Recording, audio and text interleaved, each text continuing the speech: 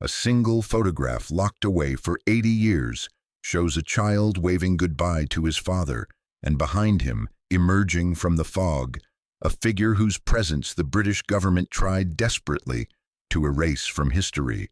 Before we begin, let us know in the comments where you're watching us from, and please subscribe and like this video to support the channel. Now sit back, relax, and enjoy the story. The image arrives on a Tuesday morning in late September 2023, delivered in a manila envelope marked with the faded stamp of the British War Records Office. Dr. Lisandra Kovacs receives it at her cramped office in the Hungarian Archives of Military History, where she has spent the last 17 years cataloging the forgotten casualties of the Second World War. The walls around her are lined with filing cabinets containing thousands of stories that never made it into textbooks. The disappeared, the misidentified, the deliberately obscured. She has learned to read between the lines of official documents, to sense when history has been carefully edited, when truth has been replaced with something more palatable. The envelope contains 43 photographs, recently declassified as part of a routine purge of materials deemed no longer sensitive to national security. Most show the expected scenes: bombed-out buildings in London, medical stations in Dover, supply convoys preparing for deployment, standard wartime documentation, important for historical record but unremarkable in content. Lisandra sorts through them methodically, making notes on each image, cross-referencing them with existing archives. Then she finds the one that doesn't belong. The photograph is labeled in faded typescript across the bottom: Departure Dover Station, February 1943. At first glance, it appears to be a simple farewell scene, the kind captured thousands of times during the war years. A young boy, perhaps 7 or 8 years old, stands on a railway platform wearing a wool coat too large for his frame. His arm is raised in a wave, his face turned toward a military train where soldiers lean from windows, calling final goodbyes. The platform is thick with fog, typical for Dover in winter, creating an atmosphere of melancholy that must have characterized so many of these departures. But there is something wrong with the composition. Behind the boy, partially obscured by the fog, stands another soldier. He is not boarding the train. He is not waving. His posture is rigid, almost predatory, and his right arm extends forward at an unnatural angle. The fog makes it difficult to see clearly, but the positioning is disturbing. It looks disturbingly like the soldier is pointing something at the child. A weapon, perhaps, or something equally threatening. The boy appears unaware, his attention fixed on the departing train, on the father he will never see again. Lisandra holds the photograph under her desk lamp, studying the details. The image quality is poor, degraded by decades of storage, but certain elements become clearer under magnification. The soldier in the fog has no visible face. The area where his features should be appears deliberately blurred, almost retouched. Around the edges of his figure she can detect signs of photomanipulation, the kind of crude editing done in darkrooms before digital technology made such alterations seamless. The file attached to the photograph offers little explanation. A single page, stamped with multiple classification codes, states that the image was removed from circulation in 1945 for composition errors and potential misinterpretation. No further details are provided. No names are listed. The regiment number visible on the departing train is cited incorrectly. The caption identifies it as the 24th Infantry Division, but the insignia visible on the train cars belongs to a different unit entirely. Why would the British Ministry of War suppress a simple farewell photograph for 80 years? Lisandra makes a copy of the image and begins her investigation the way she always does, by looking for what the official record tries to hide. She enlarges different sections of the photograph, examining every visible detail. The boy's coat has a patch on the shoulder, possibly from a school uniform. The platform shows wear patterns consistent with heavy use. The fog itself seems almost theatrical in its density, as if nature conspired to create the perfect setting for concealment. Then she notices something that makes her pause. On the train, visible through one of the windows, a soldier leans out to wave.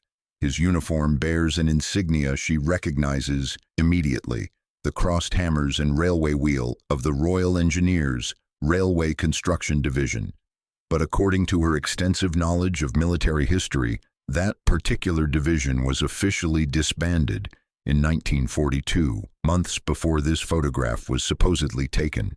The unit ceased to exist, its personnel redistributed to other branches of service or deployed to theaters where their engineering skills were needed more urgently. Yet here is photographic evidence of their continued operation, hidden in plain sight on a fog-shrouded platform in Dover. Lysandra sits back in her chair, feeling the familiar thrill that comes with discovering a historical inconsistency, that small crack in the official narrative that suggests a deeper story waiting to be uncovered. She has learned through years of archival work that governments don't suppress information without reason, and they certainly don't maintain that suppression for 8 decades, unless the truth poses some continuing threat to carefully constructed narratives.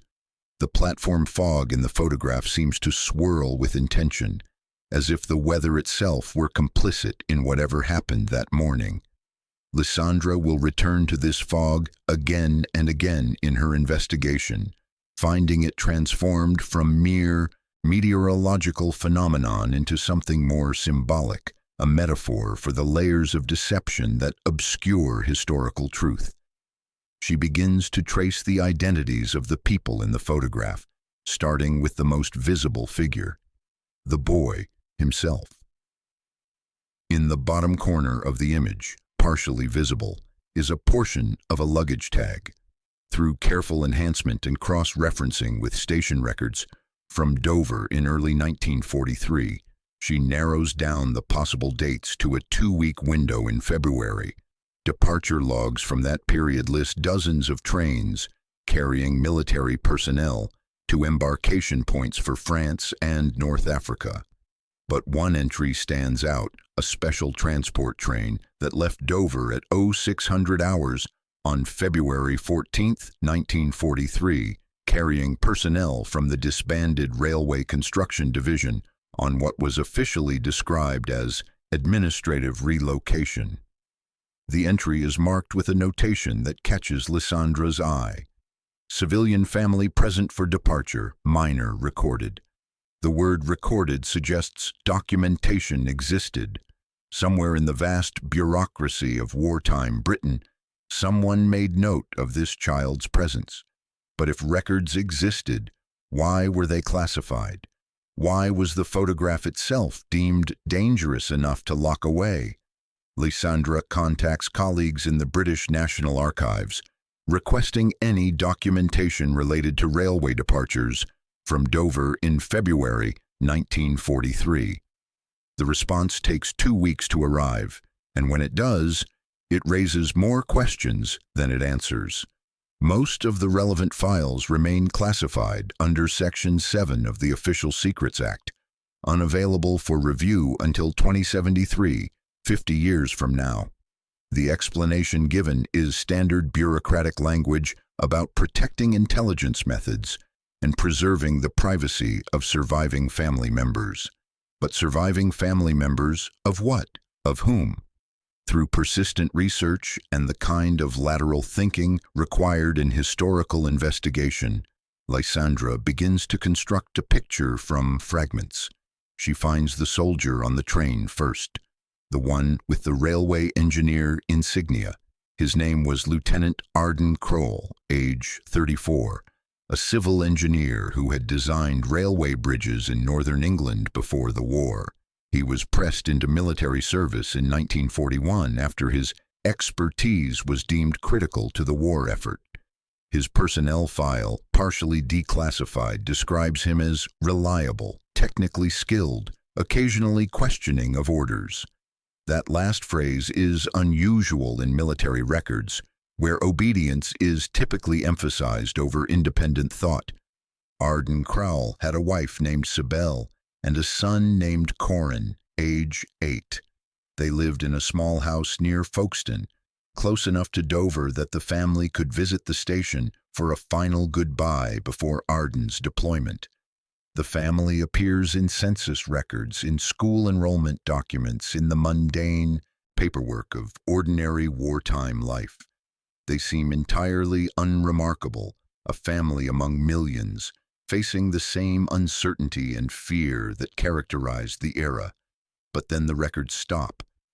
After February 1943, there are no more mentions of Sibel or Corin Crowell in any official documents. No tax records, no ration cards, no school attendance. It's as if they simply vanished from administrative existence, erased from the bureaucratic machinery of the state, as thoroughly as Arden's unit was erased from military rosters.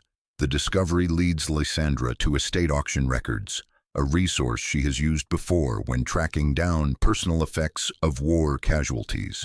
In 2018, a house in Dover was cleared after its elderly owner passed away without heirs. Among the items sold was a metal box containing personal letters, most of them damaged by fire and water. The auction catalog describes them as wartime correspondence, condition poor, historical interest only. Lysandra tracks down the buyer, a collector of military ephemera in Edinburgh, and persuades him to let her examine the letters. What she finds transforms her understanding of the photograph completely. The letters are from Arden Crowell to his wife Sibel, written during the months before his departure in February 1943. They survived the fire that apparently consumed most of the family's possessions, preserved in their metal container like time capsules of a life about to be destroyed. The handwriting is careful, the language restrained in the way that wartime censorship demanded. Soldiers knew their letters would be read by military authorities before being sent home, so they learned to communicate in code, to say important things through careful omission. But even within these constraints, Arden's growing unease is palpable. In a letter dated December 1942, he writes, "I have been assigned to work with Captain E on the logistics review. He is a man I trust more than my own shadow, though the work we do sits strangely in my conscience. I am told it is vital to the war effort, but I cannot shake the feeling that we are serving purposes beyond those officially stated." Captain E. The initial is tantalizing, incomplete. Lysandra returns to military rosters, searching for officers who served alongside Arden in the Railway Construction Division. She finds several possibilities, but one name appears repeatedly in connection with logistics operations in southern England.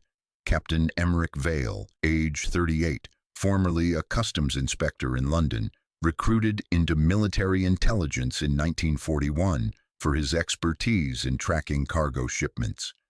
Emmerich Vale's file is heavily redacted, with entire sections blacked out or removed entirely. What remains describes a man with exceptional attention to detail and loyalty beyond question. He received multiple commendations for his work, coordinating supply chains between England and occupied territories. On paper, he appears to be exactly the kind of efficient, dedicated officer that the military prized. But Arden's letters suggest a more complicated relationship. In January 1943, just weeks before the photograph was taken, Arden writes, "Emmerich came to the house today. He met Corin and was kind to him, bringing sweets despite the rationing. They spoke about trains. Corin was fascinated by his stories of the great locomotives. Sibel invited him to stay for tea. He looked at me across the table with an expression I could not quite read. Later, as he left, he said something strange. 'Your boy has good eyes. He sees what others miss.' I asked what he meant, but he only smiled and said the fog makes children observant. The fog appears again in the narrative, that recurring motif that seems to connect disparate elements of the story. In Ardahn's letters, in the photograph itself, in the weather reports from Dover in February 1943, the fog as witness, as concealment, as the medium through which terrible truths are glimpsed but never fully revealed. What did Corin see? What could a child possibly have witnessed that would warrant decades of official secrecy? Lysandra finds another letter, this one dated February 11th, 1943, just 3 days before the photograph was taken. The handwriting is more hurried, the tone urgent. I have been given orders that do not make sense. We are to prepare a special transport, not for troops, not for standard military cargo. Emmerich says I am not to ask questions, that the work is classified above my clearance level. But I have seen the manifests. I have seen what we are loading onto those trains under cover of darkness. This is not war effort. This is something else entirely. I am frightened, not for myself, but for what this means, for what we have become. The letter ends abruptly, as if Ardahn was interrupted while writing it. There are no more letters after this date. The final correspondence in the metal box is a half-finished draft, never sent, found loose among the others. If anything should happen to me, please know that I tried to do what was right. I tried to protect. The sentence breaks off mid-thought. The rest of the page is charred beyond recovery. Lysandra sits in the Edinburgh Collector's cluttered office, holding these fragile documents, feeling the weight of unfinished testimony. She thinks about the photograph, about the boy waving goodbye, about the figure in the fog with his arm extended. The pieces are beginning to form a pattern, but the picture they create is disturbing, incomplete. She returns to the photograph with new understanding. Under high magnification, using techniques developed for forensic analysis of historical documents, she examines the soldier in the fog more carefully. His uniform, where visible, bears insignia consistent with military intelligence, the crossed quills and sword of the intelligence corps. The angle of his extended arm, previously interpreted as threatening, might instead suggest he is signaling, communicating with someone beyond the frame of the image. But signaling what, and to whom? The investigation takes Lysandra to Dover itself, to the archives of the local constabulary, where records of civilian incidents during the war years are stored in deteriorating filing cabinets in a basement that smells of mold and decay. She requests all files related to Dover Station in February 1943, expecting to find nothing. Routine police work from 80 years ago, probably destroyed or lost. Instead, she discovers a file that should not exist. The report is filed under No Incident Administrative Close, dated February 14, 1943.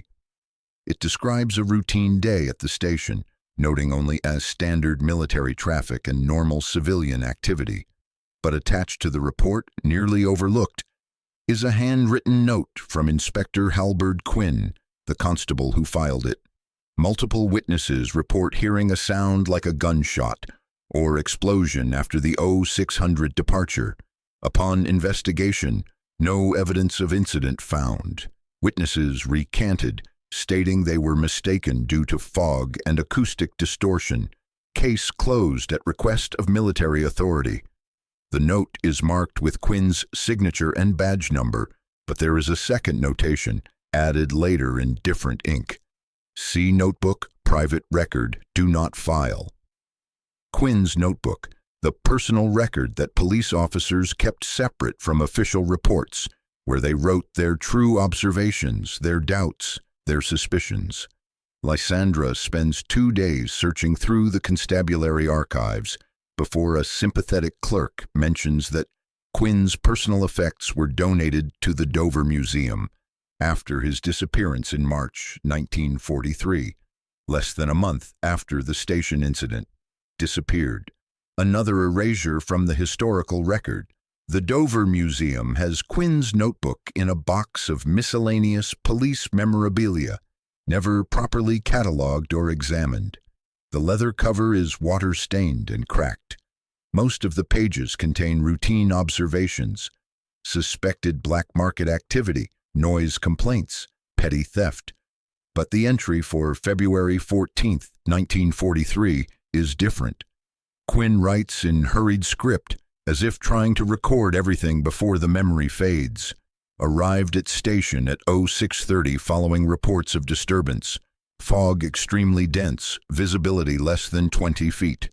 Found station master and 3 witnesses, 2 railway workers and a woman who identified herself as Mrs. Sibel Crowell. All reported hearing a sharp sound after the military transport departed.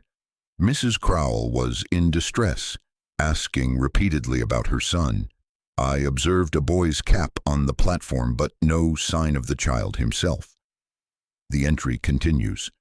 Mrs. Crowell stated her son Corin had been present to see his father off, but became separated from her in the fog. She described seeing a soldier speaking to the boy near the platform edge. When I pressed for description, she became agitated, saying the soldier looked like a shadow and that she heard him say something about keeping promises. Before I could investigate further, military police arrived and took command of the scene. I was ordered to file a no-incident report and informed that Mrs. Crowell and her son were being relocated for security reasons. The final line of the entry is underlined 3 times. The boy saw the ledger exchange. The ledger. This single phrase opens a new dimension of the mystery. Lysandra knows from her research into wartime corruption that ledgers were code for records of illegal transactions, black market sales, stolen goods, unauthorized transfers of military supplies. During the war, when resources were scarce and oversight was difficult, opportunities for theft and smuggling flourished. But what kind of ledger would require the silencing of a child witness? Railway records from Dover in early 1943 show anomalies that Lysandra might have dismissed as clerical errors, if not for Quinn's cryptic note. Trains are listed as carrying military supplies with cargo weights that don't match their official manifests. Departure times are recorded inconsistently. Most telling, several trains are noted as requiring special handling and enhanced security protocols. Unusual designations for routine supply convoys.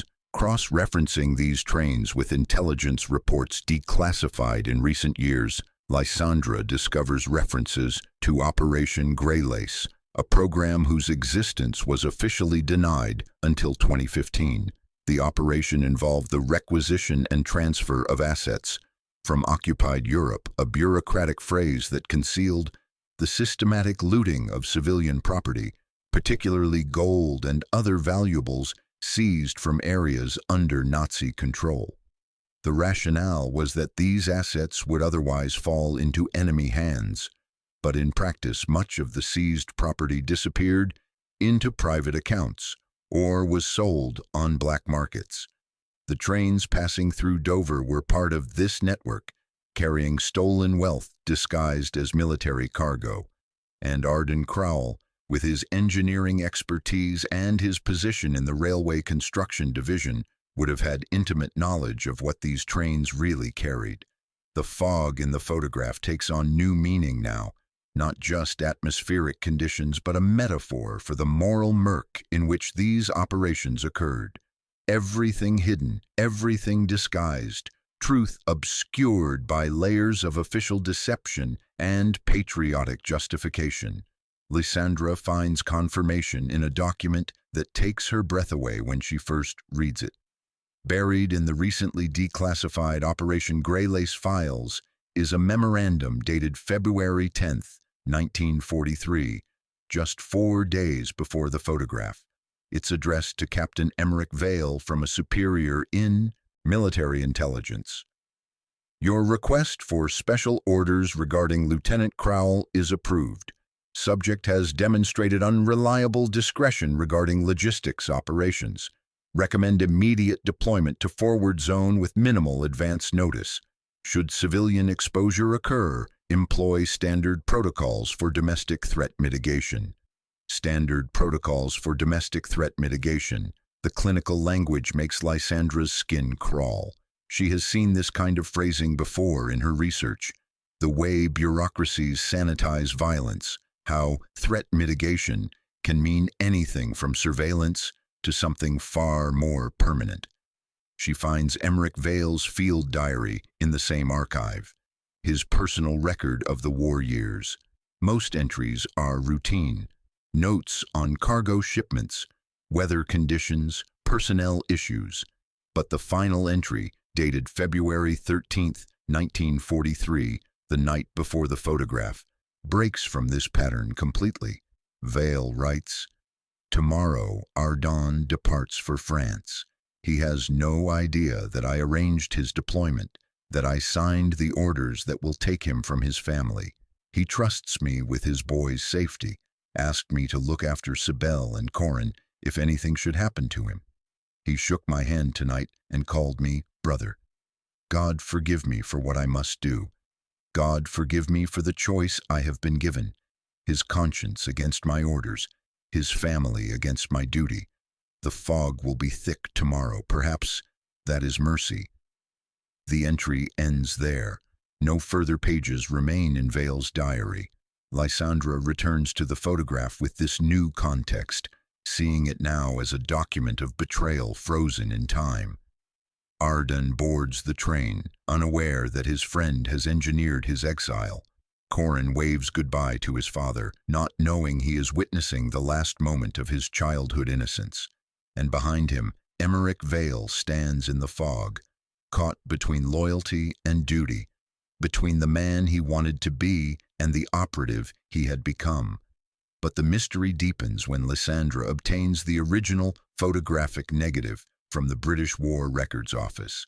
Modern scanning technology allows her to examine the full frame, including the portions that were cropped in the version she first received. What she discovers transforms her understanding of the scene entirely. The original negative shows more of the platform, extending further to the left side of the image. And there, barely visible in the deep fog, is another figure, a second soldier watching from the platform's edge. This figure wears the uniform of military police, and his posture suggests alertness, readiness. He is not part of the farewell scene. He is observing it, waiting for what? Lysandra enhances the image as much as technology allows. The military policeman's face is partially visible, and she runs it through facial recognition software designed for historical photograph analysis. The system finds a match in personnel files. Sergeant Thomas Wickham, attached to military intelligence, specializing in security enforcement. His service record notes multiple assignments involving containment of security breaches and protection of classified operations. The pieces fall into place with horrifying clarity. This was not simply a farewell scene. It was a carefully orchestrated operation, captured by a photographer who probably didn't understand what he was documenting. Multiple military personnel were present, positioned around the platform, ensuring that whatever was supposed to happen that morning would happen according to plan. And at the center of it all, an 8-year-old boy who had seen something he wasn't supposed to see. Lysandra finds the photographer's name in the archive records. Private James Finch, a military photographer assigned to document routine activities for the War Records Office. His assignment log for February 14, 1943, notes that he was sent to Dover Station specifically to photograph the departure of the special transport train. But there's a notation added later. Subject footage confiscated. Photographer reassigned to Scotland effective immediately.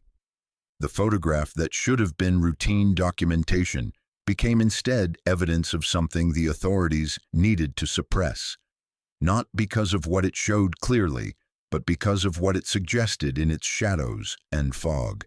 The infrastructure of state violence operating beneath the surface of patriotic duty.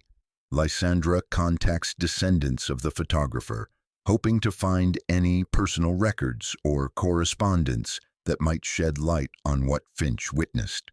She locates his grandson in Manchester, a retired teacher who inherited his grandfather's effects. Among them is a letter Finch wrote to his sister in 1968, shortly before his death, when the burden of silence had apparently become too heavy to bear. Finch writes, "I was 22 years old, sister, and I thought I was documenting history. I thought I was recording the brave departure of soldiers going to war. But as I looked through my camera lens that foggy morning, I saw something that has haunted me for 25 years. I saw a child being led away into the fog by men who should have been protecting him. I saw a father board a train, unaware that his son was being taken from him. And I saw a soldier, Captain Vale was his name, standing frozen on the platform with a flare gun in his hand, not pointing it at the boy as my superiors claimed, but raising it toward the sky as if preparing to fire a signal or a warning, I will never know which. A flare gun, not a weapon aimed at the child, but a signal device.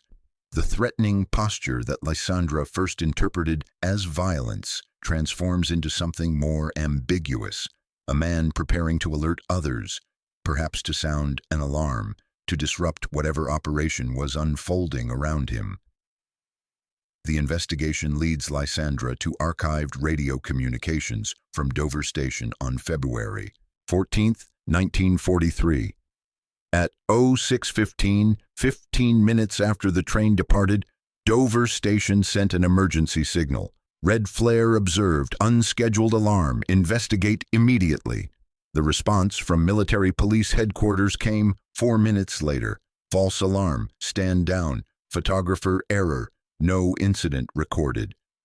Photographer error, the official explanation for the flare that Vale fired into the fog that morning, not a weapon discharged at a child, but a desperate signal from a man trying to alert someone, anyone, to what was happening. But who was he trying to warn? And did anyone answer? Lysandra finds the answer in an unexpected place. Portuguese immigration records from 1943, recently digitized and made available online. Among the thousands of refugees and displaced persons who entered Portugal during the war years, she finds an entry dated March 23, 1943, just 5 weeks after the photograph. A child, approximately 8 years old, arrived in Lisbon accompanied by a representative from the International Committee of the Red Cross. The child's name is listed as Corin Vale, refugee from England, placed with a foster family in the Portuguese countryside under emergency relocation provisions. Corin Vale, not Krall, but Vale. The boy had been given Emmerich's surname. The adoption records are sealed, but Lysandra obtains permission to review them through her academic credentials and her promise to treat the information with appropriate sensitivity. What she discovers is a story of extraordinary moral courage hidden within layers of bureaucratic deception. Emmerich Vale had received orders to eliminate the civilian security risk, to ensure that Corin Krall could never testify about what he witnessed on Dover Station platform that morning. The child had seen soldiers loading unmarked crates onto trains, had heard conversations about ledgers and payments, had witnessed the machinery of corruption that operated behind the facade of wartime necessity. In the calculus of military intelligence, a child's life weighed less than the security of the operation. But Vale couldn't do it. Instead, he falsified his report, claiming that the situation had been resolved and that the security risk had been neutralized. He used his contacts in the intelligence community to arrange forged papers to smuggle the boy out of England through a network of sympathetic operatives who still believed in honor over duty. The red flare he fired that morning was not an execution signal. It was a distress call to his accomplices, telling them to initiate the emergency extraction plan. The price Vale paid for this act of mercy was his own life. His personnel file shows that he was killed in action in August 1944 during an operation in France, but the circumstances of his death are suspicious. A solo reconnaissance mission with no witnesses, no body recovered, only a report from his commanding officer confirming the casualty. Lysandra suspects that Vale's disobedience was eventually discovered and that his death was not the result of enemy action but of internal justice. The fog that concealed Corin's extraction that morning becomes, in this light, a kind of grace, the natural world providing cover for an act of resistance against the brutal logic of state security. Lysandra tracks down the Lisbon adoption records and finds that Corin grew up in a small village outside the city, adopted by a family named Ferreira, who asked no questions about his origins. He attended local schools, learned Portuguese, built a life disconnected from the trauma of that February morning. He married, had a daughter, worked as a carpenter. He died in 1998 at the age of 63, having lived a quiet life that bore no trace of the violence he narrowly escaped. His daughter, Alara Vale, she kept her grandfather's surname, now lives in Sussex, England. Having moved there in her 20s, she works as a librarian and knows little of her father's origins beyond the vague story of wartime displacement that he told her. When Lysandra contacts her through carefully worded correspondence, explaining her research and requesting a meeting, Alara agrees with a mixture of curiosity and apprehension. They meet on a gray afternoon in November 2023 at a cafe near Alara's home. Alara is in her early 50s with her father's dark eyes and his quiet manner. Lysandra brings copies of the photograph, the letters, the documents that tell the story of that February morning 80 years ago. When Alara sees the photograph for the first time, she stares at it in silence for several minutes. Then she says, "That's my father. I recognize him from old photographs. Though he's so young here. He never spoke about England, never wanted to visit. He said fog made him anxious, that he couldn't bear the feeling of not seeing clearly.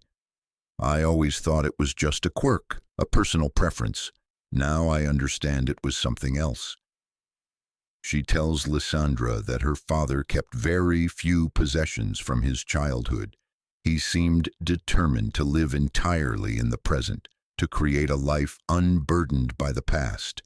But there was one thing he treasured, a small wooden box that he kept on his desk and instructed her to preserve after his death. She has brought it to the meeting, sensing that it might be relevant to Lysandra's research. Inside the box is a military medal, the kind given to officers for distinguished service, but the inscription on the back has been modified, the original text partially filed away, and new words engraved in amateur script. "My brother in sin, with gratitude and grief. A.C. Arden Crowell, the father who never returned from France, whose transport train was reported to have been attacked by enemy forces 2 days after departing Dover. The official account claimed that all personnel aboard were killed, but there were inconsistencies in the reports, witness statements that didn't quite align, cargo manifests that disappeared, investigation files that were sealed under military security protocols. Lysandra has already researched Ardan's fate, and what she found suggests that his death was not the result of enemy action. The train was ambushed not by German forces, but by Allied operatives, likely military police sent to ensure that Ardan could never testify about Operation Greylace, about the corruption he had witnessed, about the ledgers that detailed the theft of civilian property disguised as military logistics. The medal in the box was Emmerich Vale's, given to Corin as a way of explaining his new surname, of creating a connection to the man who saved his life. But the inscription reveals something deeper, that both men, Ardan and Emmerich, understood they were caught in a system that demanded their complicity, and that both men, in their own ways, refused. Ardan documented what he saw, wrote letters that survived him, left evidence for future historians to uncover. Emmerich defied his orders, sacrificed his career, and ultimately his life to save a child who had witnessed the truth. Alara studies the inscription with tears in her eyes. My father used to say something strange when I was young. He said that history isn't made by the men who win, but by the men who choose to lose in the right way. I never understood what he meant. Now I think he was talking about his own father and about the man who saved him. Lysandra explains what she has uncovered, the operation, the corruption, the cover-up. She shows Alara the letters from Ardan, the diary entries from Emmerich, the police reports and military documents that tell the story of that morning. As she speaks, she watches Alara's face transform, grief mixing with understanding, anger giving way to a kind of awed respect for the men who shaped her father's survival. But one question remains, hanging over the investigation like the fog that never quite clears. If Corin was safely extracted, if Vale's report claimed the situation was resolved, why was the photograph still suppressed in 1945 when the war ended? What continuing threat did it pose to justify its classification for another 78 years? The answer comes from a final document that Lysandra discovers almost by accident, filed incorrectly in an archive of post-war demobilization records. It's a memorandum dated March 1945, marked highest classification indefinite seal. The subject line reads, Subject Crowell, ongoing security concern. The memorandum explains that intelligence operatives located Corin in Portugal in late 1944, having tracked the false paper trail that Vale created. By that time, the war was nearly over, and the operation to silence the boy was deemed too risky. The political climate had changed. Questions about wartime corruption were beginning to surface, and the elimination of a child refugee would create complications that outweighed the security benefits. But the authorities still feared what Corin might remember, what he might eventually reveal.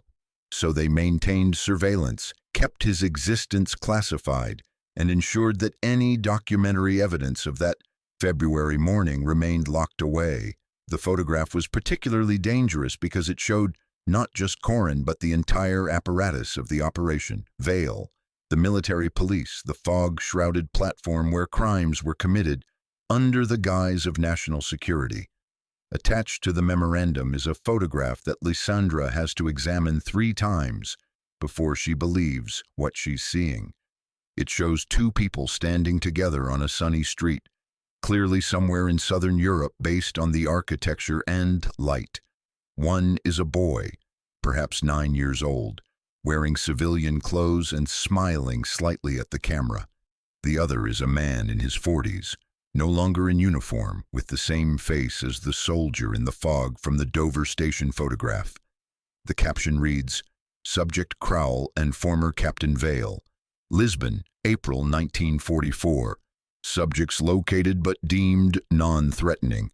Recommend continued monitoring but no intervention. They were alive, together. Emmerich Vale had not only saved Corin but had survived long enough to see the boy safely settled in his new life.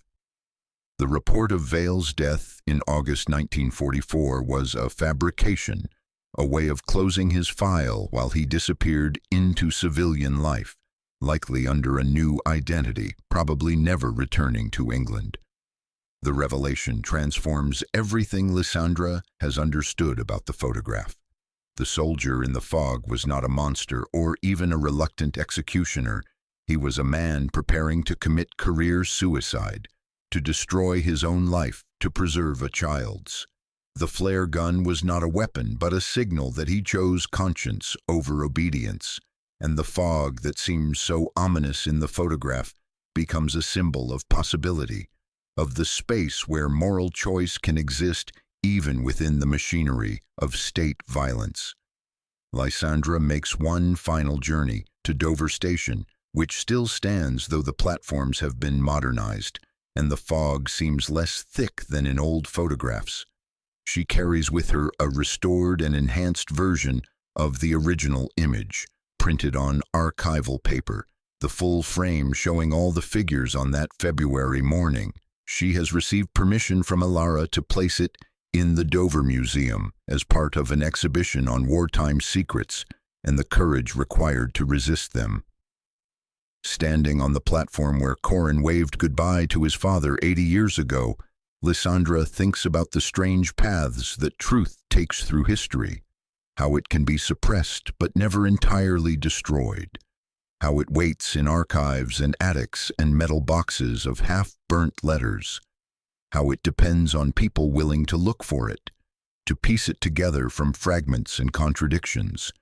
She thinks about the two men, Ardan and Emmerich, who were asked to be complicit in corruption and chose instead to be brothers in their refusal. How one died for documenting the truth and the other risked everything to protect a witness. How neither of them survived to see their courage recognized, to know that their story would eventually emerge from the fog. The museum curator accepts the photograph with appropriate reverence, understanding that what looks like a simple farewell scene is actually a document of resistance. She asks Lysandra if she wants to write the explanatory text for the exhibition, to tell the story behind the image. Lysandra declines. She has written her academic paper, documented her findings, contributed to the historical record, but she suggests instead that Alara should write the text, that the daughter of the boy in the photograph should be the one to explain what her father lived through, what the men around him sacrificed to ensure his survival. Before leaving Dover, Lysandra returns once more to the station platform as evening settles and fog begins to roll in from the channel. The weather patterns haven't changed in 80 years. The same damp air, the same way moisture hangs suspended between sea and land, creating that distinctive gray veil that characterizes this coastline. She stands where Corin must have stood, looking toward where the trains once departed for France, for North Africa, for all the theaters of war where men like Arden Crowell were sent and often never returned. The fog swirls around her, and for a moment she imagines she can see them all. The boy raising his hand in a wave, the father leaning from the train window for one last glimpse of his son, the soldier behind holding the flare gun that would save rather than destroy. She imagines the sound of that flare cutting through the morning air, the red light arcing through the fog, like a prayer made visible, like hope fired into an indifferent sky. History isn't written by those who survive, she thinks, remembering Alara's words about her father's philosophy. It's written by those who choose what must remain buried, and by those who refuse to let the burial be permanent. The investigation has taken 9 months, from the moment she first saw the photograph to this evening on the Dover platform. In that time, she has uncovered a story that official records tried to erase, that government classification tried to hide, that the passage of 80 years tried to obscure. She has learned that the photograph shows not a moment of terror, but a moment of choice. The instant when Emmerich Vale decided that a child's life mattered more than his career, more than his orders, more than the elaborate machinery of wartime security that demanded absolute obedience. But even now, with so much uncovered, Lysandra knows there are gaps in the story that will never be filled. She doesn't know what Corin actually saw that morning when he witnessed the ledger exchange, which soldiers were involved. What exact words were spoken? What details made him dangerous enough to warrant elimination? She doesn't know how Arden died, whether it was quick or whether he had time to understand that his letters, his documentation, His conscience had marked him for death. She doesn't know what happened to Emmerich Vale after 1944, whether he lived out his years in Portugal or moved elsewhere, whether he ever contacted Corin again after ensuring his safety. The photograph from Lisbon suggests one final meeting, a goodbye between the man and the boy he saved. But after that, the trail goes cold.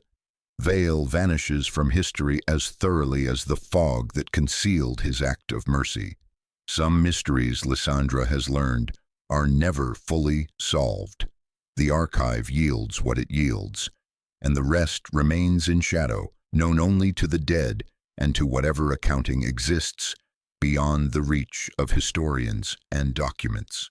A train approaches the platform, modern and sleek, nothing like the military transports of 1943. Passengers disembark, heading home after work, their faces tired but unconcerned, living in a world where Dover is just another station on the line to London, not a place where children were nearly murdered for witnessing corruption, where men fired flare guns as acts of rebellion, where fog concealed both crimes and conscience. Lysandra watches them pass and thinks about what it means to remember, not the official remembrance of war memorials and state-sanctioned history, but the personal, difficult work of recovering individual stories from the vast machinery of historical forces. Every person who died in the Second World War has a story as complex as Ardon's and Emmerich's, as significant as Corin's narrow escape. Most of those stories will never be known, will remain forever in the fog that swallows all individual experience as it recedes into the past. But some stories survive. Some are written in letters that escape the fires meant to destroy them, in photographs that are classified but not destroyed, in medals inscribed with messages of gratitude and grief. Some stories persist because people like Alara keep them, because archivists like Lysandra look for them, because the truth has a weight that even 80 years of suppression cannot entirely eliminate. As darkness falls, Lysandra takes one last photograph of her own, the Dover platform in fog, empty of people, just the lights reflecting off wet concrete and the suggestion of railway tracks, disappearing into gray distance. It's not the same as the 1943 image, but it's connected to it across time, part of the same story of this place and what happened here. She sends the image to Alara with a brief message. The platform still breathes. The fog still comes. The story is no longer buried. Alara's response arrives the next morning as Lysandra is preparing to return to her office in Budapest, to her filing cabinets full of other stories waiting to be uncovered. The message is brief. My father used to say that every person who remembers becomes responsible for the truth. Thank you for accepting that responsibility. The exhibition opens next month. I hope you'll come. Lysandra will attend, of course. She will stand in front of the photograph in its new public home and watch visitors encounter it for the first time, see them pause over the image of the boy and the fog and the soldier with the flare gun. She will listen to them read Alara's text, explaining what happened that morning, what it cost, what it meant, and she will know that the story, finally, is no longer a secret locked in government archives, but a public testimony to the possibility of moral courage, even within systems designed to eliminate it. But before she leaves Dover, she returns to the museum one more time to see how they've installed the photograph. It hangs in a dedicated space, lit carefully to bring out the details that decades of classification kept hidden. The full, uncropped image shows the platform in its entirety, Corin waving, Ardon on the train, Emmerich in the fog, the military policeman watching from the shadows. All the actors in the drama that unfolded that February morning, captured in a single frame that has traveled through 8 decades to reach this moment of recognition. The museum has placed the photograph beside the medal that Alara donated. the one inscribed to "My brother in sin." The two artifacts speak to each other across the exhibition space, the moment of departure and the artifact of survival, the documentation of crisis and the proof of its resolution. Together they tell a story that official histories never recorded, that government classifications tried to suppress, that only emerged because people kept things, because archives preserved things, because investigators asked questions that authorities hoped would never be asked. Lysandra reads Alara's exhibition text, which is beautiful in its restraint. This photograph, classified for 80 years, shows my father at age 8, waving goodbye to his grandfather, Lieutenant Ardon Crowell, as he departed for France in February 1943. Neither of them knew it would be their final farewell. Behind my father stands Captain Emmerich Vale, the man who would save his life later that same morning at the cost of his own future. The fog that seems to threaten in this image actually concealed an act of extraordinary courage, the choice of conscience over orders, of a child's life over the machinery of wartime security. This photograph survived because truth, even when buried, leaves traces. It survived because people kept letters, because medals were inscribed, because witnesses remembered. It survived because history, ultimately, belongs not to those who suppress it, but to those who refuse to let it remain hidden. My father lived 70 years because of what happened in this fog. He built a life, raised a family, found peace in a country far from this platform. He never spoke about this morning, but he lived its consequences every day. This photograph is his testimony, and the testimony of all those who chose humanity over obedience. Lysandra feels tears prick her eyes as she reads it. This is what historical work is for, not just the accumulation of facts or the correction of records, but the recovery of moral meaning from the chaos of past events. To show that individual choices matter, that courage exists, even within systems designed to eliminate it, that the fog of official secrecy can be penetrated by persistent investigation and the refusal to accept easy answers. A young woman enters the exhibition space and stops in front of the photograph, studying it intently. She reads Alara's text, then looks back at the image with new understanding. After several minutes, she turns to Lysandra and says, "Did they survive, the men who saved him?" It's the question Lysandra has been asking herself since she began this investigation. The answer is complicated, ambiguous, unsatisfying in the way that historical truth often is. Ardon Crowell died in France, probably murdered by his own side for knowing too much, for documenting corruption, for having a conscience that made him unreliable. Emmerich Vale disappeared into history after 1944, possibly alive, possibly dead, his fate unknown and perhaps unknowable. Corin survived, built a life, died peacefully in his 60s. The boy survived, Lysandra says, because of them. That's what survival sometimes looks like, not the person who acts courageously living to see their vindication, but the person they saved carrying forward their courage into the future. The young woman nods, still looking at the photograph. The fog makes it hard to see what's really happening. You have to look carefully to understand what you're seeing. That's true of most history, Lysandra replies. The fog is always there, the fog of time, of official secrecy, of stories that get buried or lost or deliberately suppressed. The work is learning to see through it, to find the shapes hidden in the gray. She leaves the museum as afternoon light slants through the windows, illuminating dust motes that drift through the air like memories suspended in time. Outside, Dover continues its daily life. Traffic moving through the streets, people shopping and working and going about their business, unaware of or indifferent to the stories that this town contains, the history that lives in its buildings and platforms and archives. Lysandra takes the train back to London, then flies to Budapest, returning to her office where Hundreds of other investigations wait for her attention.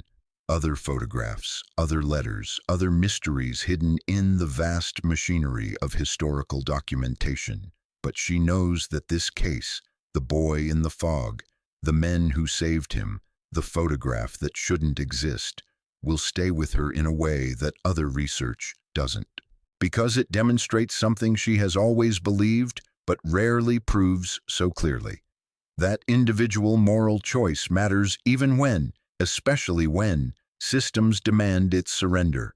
In her office, she begins to write her formal academic paper on the case, documenting her methodology and findings for peer review and publication.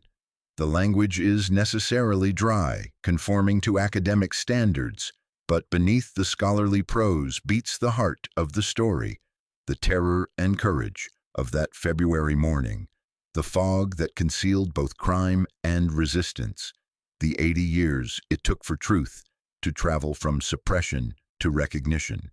She includes in her paper a final reflection, one that borders on the personal but which she feels is necessary.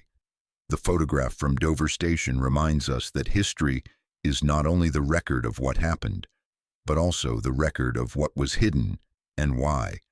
Behind every official narrative lies a shadow narrative of suppressed truths, of stories deemed too dangerous or too complicated for public knowledge.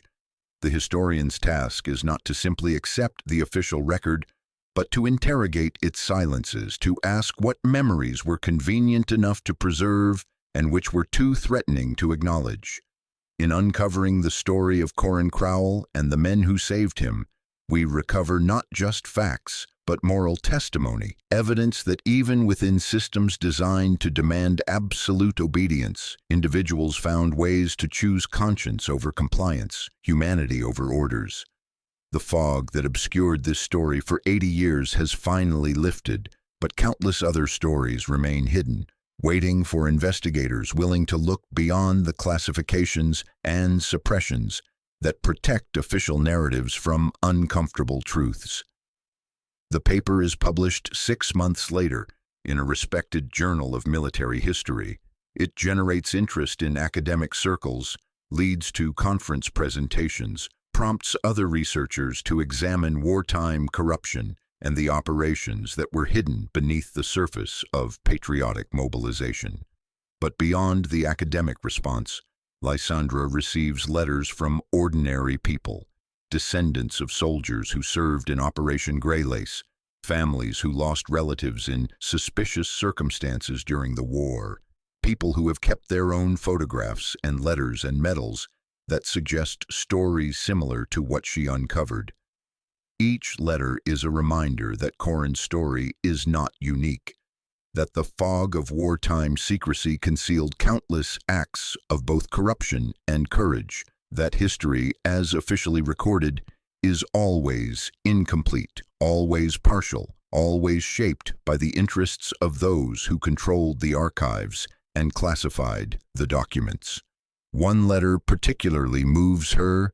It comes from the grandson of Inspector Halberd Quinn, the constable who investigated the Dover Station incident and then disappeared weeks later. The grandson writes that his family always believed Quinn was murdered because of what he witnessed that morning, but they had no proof, no documentation, nothing but family legend and the fact of his unexplained disappearance. Lysandra's research provides the first confirmation of their suspicions, gives them finally a context for their ancestors' fate. He died for writing down the truth, the letter concludes. That seems like it should be impossible in a democratic country fighting a war for freedom, but you've shown that it happened. Thank you for giving us answers, even though they're difficult ones. Thank you for proving that our family's memory was accurate, that we weren't imagining the conspiracy, that the fog of official secrecy was real. Lysandra responds to each letter personally, acknowledging the courage it takes to confront difficult histories, to accept that the countries and institutions we want to trust have sometimes betrayed that trust in profound ways. She reminds her correspondents that remembering these failures is not an attack on national identity, but an affirmation of it, that true patriotism requires the willingness to examine and acknowledge past wrongs, not to suppress them beneath comfortable myths about heroism and righteousness. The exhibition at Dover Museum becomes more popular than anyone anticipated. Thousands of visitors come to see the photograph and read Ilara's text, to contemplate the image of a boy waving goodbye and the soldier in the fog who saved him.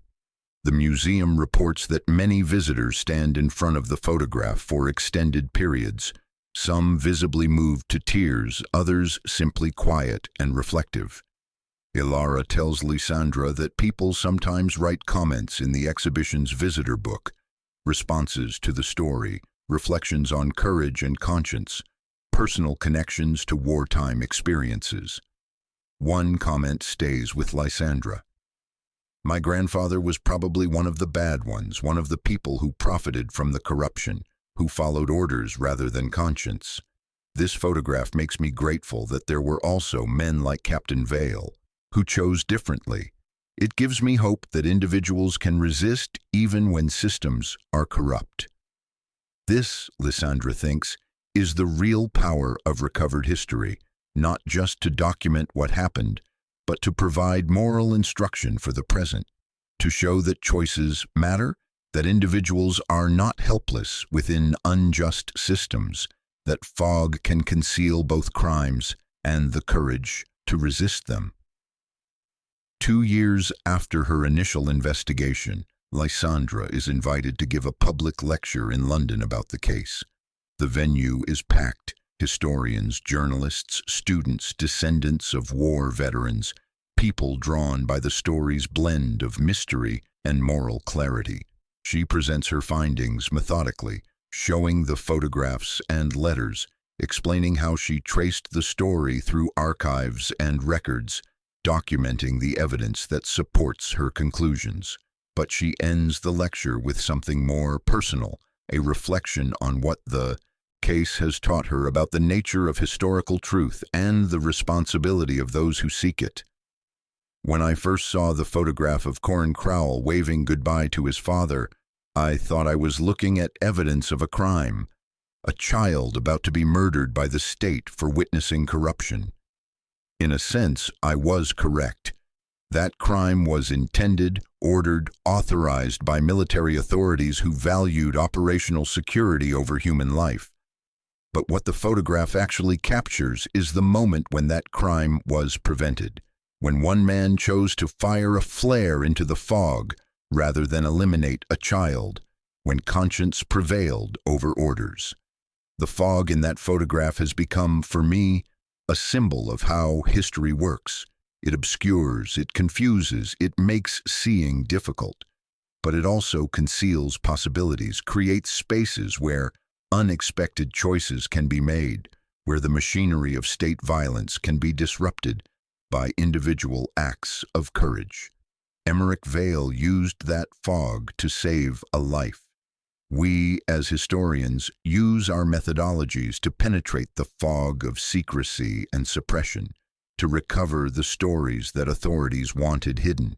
But we must remember that for every story we recover, dozens or hundreds or thousands remain buried. Corin Crowell survived because we found the evidence, the letters, the photographs, the documents that told his story. How many others didn't survive? How many children were actually killed? How many witnesses actually silenced? How many acts of resistance failed where Vale succeeded? Those stories are lost to us, buried beneath classifications and suppressions that will never be lifted, obscured by the fog that never clears. We honor those lost stories by refusing to forget the ones we can recover. We honor Arden Crowell and Emmerich Vale and Halberd Quinn by telling their story, by insisting that their courage and sacrifice be remembered. And we honor Corin himself by acknowledging that he lived 70 years he almost didn't have, that he built a life and family and future because one man chose conscience over compliance on a fog-shrouded morning in Dover. History isn't written by those who survive, nor by those who win. History is written by those who remember, who refuse to let the fog remain impenetrable, who insist that truth matters even, especially when it's inconvenient or uncomfortable or threatens carefully constructed narratives about national virtue and wartime righteousness. That's our responsibility as historians and as citizens, to look through the fog, to find the stories hidden there, to bring them into light where they can teach us about courage, about conscience, about the enduring importance of individual moral choice.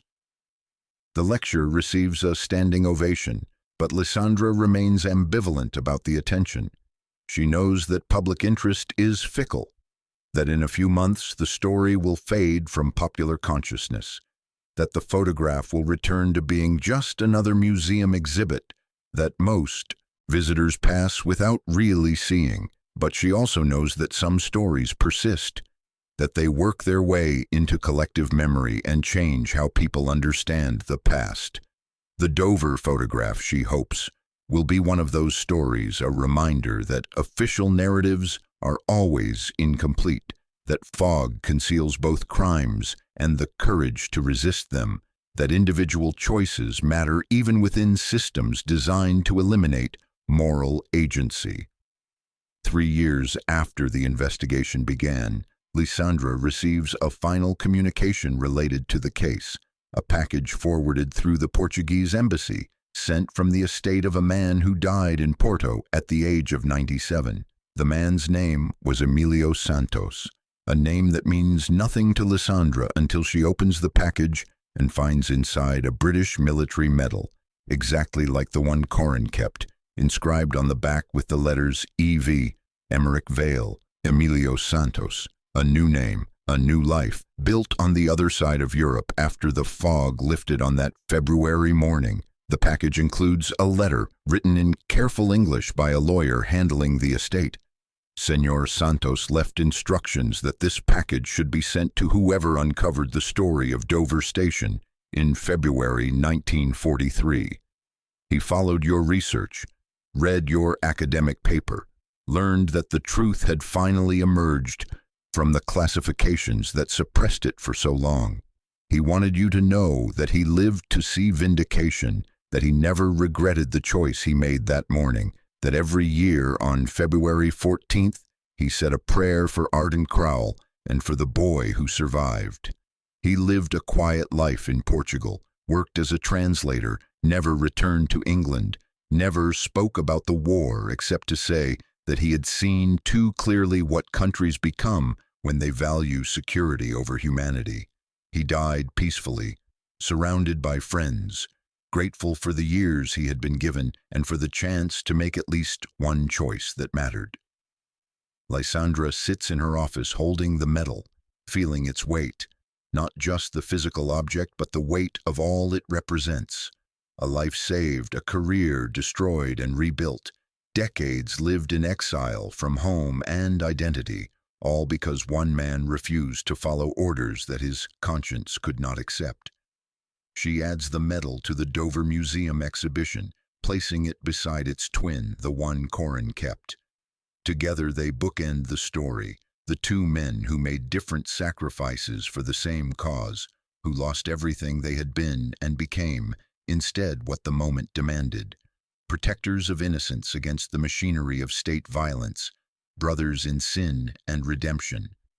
The fog, always the fog, returning transformed each time Lysandra encounters it, in the documents and photographs and memories. At first it seemed ominous, threatening, concealing the horror about to unfold. Then it became tactical, providing cover for extraction and resistance. Now, finally, it stands as something else entirely, a metaphor for the way time obscures truth, for the work required to see clearly through decades of suppression and secrecy, for the faith required to believe that somewhere in the gray, hidden but not destroyed, stories of courage wait to be recovered. On the anniversary of that February morning, Lysandra returns to Dover Station for the last time. The museum has organized a small memorial service, attended by Alara and her children, by descendants of Arden Crowell, by historians and journalists and local officials. They gather on the platform where it happened, now modernized beyond recognition, but still essentially the same space. Still the place where trains depart and people wave goodbye and fog rolls in from the channel. Alara speaks briefly, thanking Lysandra and all those who helped uncover the truth. She reads from one of her father's few written reflections, found in his papers after his death. I remember fog and fear and the sound of a train whistle. I remember a man's voice telling me to be brave, to trust that I would see my father again, even though we both knew it was a lie. I remember being lifted into darkness, carried through streets that smelled of salt and coal smoke, hidden in a car that took me far from everything I knew. I remember crying for my mother and being held by strangers who spoke words I couldn't understand but whose kindness I could feel. I don't remember being saved, but I've lived 70 years knowing that I was. That's what grace looks like, not being spared from suffering, but being given the chance to transform it into a life worth living. As Alara finishes reading, fog rolls across the platform as if the weather itself is participating in the memorial. The assembled group stands in silence, each person alone with their thoughts about courage and conscience, about the fragility of life and the weight of moral choice, about the way history conceals and reveals in equal measure. Lysandra thinks about the journey from that first manila envelope to this moment, 9 months of investigation compressed now into a single narrative arc, a story that seemed at first to be about horror but revealed itself finally to be about grace, about men who chose conscience over orders, about a child who survived because of those choices, about the long journey of truth through decades of suppression toward this moment of public remembrance. She thinks about the fog, that recurring presence in the story, transformed through each iteration from threat to protection to metaphor to weather. How it concealed crimes and resistance in equal measure, how it provided the cover necessary for moral courage to operate, how it stands now as a reminder that history is never as clear as we want it to be, that truth emerges slowly from obscurity, that the work of recovery is never finished. The memorial concludes and people drift away, but Lysandra remains on the platform as evening settles and the fog thickens. She takes one final photograph, not of the historical site or the memorial plaque, but simply of the fog itself, rolling in from the sea, timeless and indifferent, the same fog that witnessed everything and remembers nothing. She sends the image to Alara with a message. History isn't written by those who survive, nor by those who win, but by those who choose what must remain buried, and by those who refuse to let the burial be permanent. The fog still comes to Dover, but the story is no longer hidden within it. The response comes quickly. My father used to say that every act of remembrance is an act of resistance against forgetting. Thank you for resisting. Thank you for refusing to let the fog keep its secrets. Lysandra boards the train to London as darkness falls completely, watching through the window as Dover recedes into distance and fog. She carries with her the weight of the story, not burden but responsibility, the obligation to remember and to tell, to refuse the comfort of official narratives that exclude uncomfortable truths. The photograph that shouldn't exist hangs now in a museum, where thousands will see it annually, where the story of the boy and the soldier and the fog will be told and retold, passed from generation to generation, transformed from classified secret into public testimony. The fog that once concealed has been penetrated. The truth that was buried has been exhumed. The voices that were silenced have been given sound again through the patient work of historical recovery. And somewhere in the collective memory of all those who encounter this story, the image persists. A boy waving goodbye, a soldier in the fog choosing conscience, a flare fired into gray morning air, not as signal of violence, but as prayer for mercy, not as ending, but as beginning, not as tragedy, but as the narrow escape that makes possible 70 years of life that should never have been lived. The platform still breathes with the memory of that morning. The fog still comes, still obscures, still reveals in its own time, and history, patient and implacable, continues its work of separating truth from the convenient lies we tell ourselves about war and virtue, about obedience and courage, about the price of conscience in times when states demand its surrender.